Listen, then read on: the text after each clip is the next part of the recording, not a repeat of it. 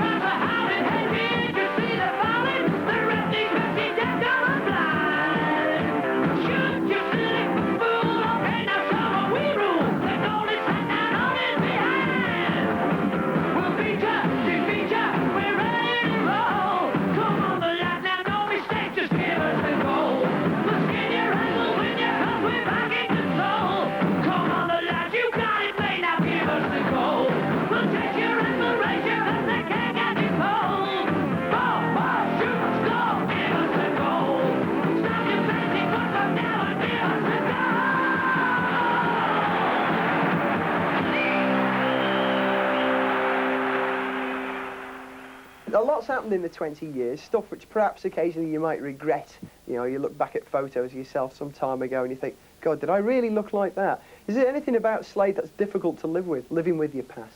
Actually, no.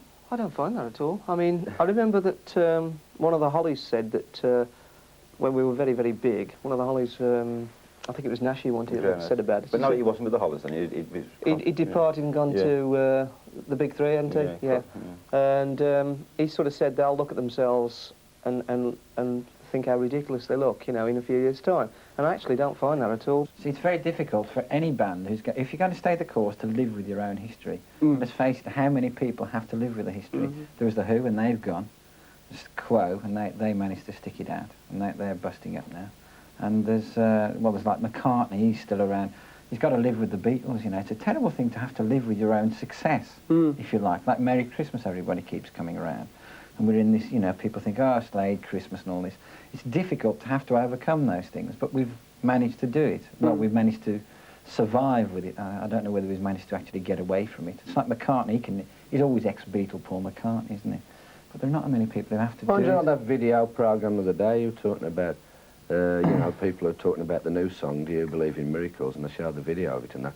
And even one of the guys on there said, he says, well, Slade are now like Morecambe and Wise and mince pies to Christmas, you know, and that's a trap we have fallen into, you know, because the masses do think of us in that respect, you know. Slade may be playing a charity festival in the British Midlands sometime in mid-86, so maybe this story does have a happy ending after all. But I still haven't explained why this documentary is called Perseverance. Well, Perseverance is the name Slade adopted for their own management company. But there's more to it than that. Perseverance, Dave? Perseverance? That's some dumb company, isn't it? No, I suppose it sums up the band's career, doesn't it, really? Perseverance is basically what we've always done, persevered. A word on perseverance. Percy. Perseverance Limited. Well, it was we had to form a company, and you can take company names off the shelf, and there were a few, weren't there? Not there was Top Knot Limited. What else was there? And it's when you don't have to pay to register the company. The company, it costs about 250 quid, because we weren't paying 250 quid for anything. So one of them was Perseverance Limited, and there it was. We just chose it. We'll have that. He's a gardener, isn't he? The time to tell for us with our strength is the next single we bring out when it's not Christmas. Check us out in 5 years. 25th anniversary. I'll be there.